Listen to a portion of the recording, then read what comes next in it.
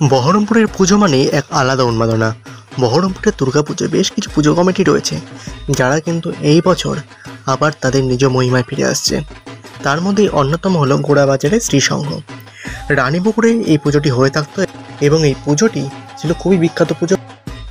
প্রত্যেক বছরই তারা জলের ওপরে এক অসাধারণ মণ্ডপ নির্মাণ করে কিন্তু বহরমপুর তথা মুর্শিদাবাদ মানুষকে চমক দিত।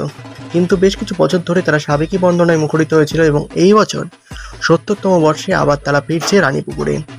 তারা এই বছর আবার একটা নতুন আকর্ষণের মধ্যে দিয়ে তাদের পুজোটাকে উন্মাদনা করতে চলেছে।